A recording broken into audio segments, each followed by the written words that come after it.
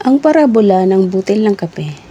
Isang dalagang babae ang lumapit sa kanyang ama at nagreklamo tungkol sa kanyang mga problema sa buhay.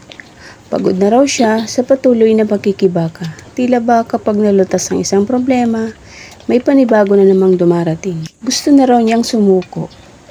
Tahimik na nakinig ang ama at dinala siya sa kusina. Kumuha siya ng 3 kaserola at pinuno ng tubig. Nilagyan niya ang isa ng mga karot, ang isa ng mga itlog, at ang huli ay nilagyan niya ng mga butil ng kape. Pinakuluan niya ito nang walang sinasabi. Makaraan ng ilang minuto, pinatay niya ang apoy. Hinangon niya ang mga karot, itlog at kape at iniharap ito sa kanyang anak. "Ano ang nakikita mo?" tanong ng ama.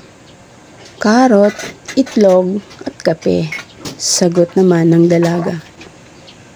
Ipinaliwanag ng ama, ang karot ay matigas bago ilaga, ngunit naging malambot matapos mapakuluan.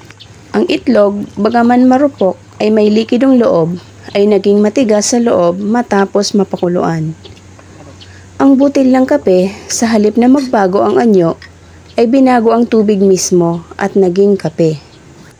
Ikaw ba ay karot na matigas sa simula pero lumalambot kapag dumaranas ng hirap? Ikaw ba ay itlog na may pusong malambot ngunit tumitigas sa loob kapag sinusubok? O ikaw ba ay butil ng kape na binabago ang sitwasyon sa halip na magpadala rito? Sa buhay, lahat tayo ay dumaraan sa kumukulong tubig o mga pagsubok. Ang tanong ay, paano ka tutugon?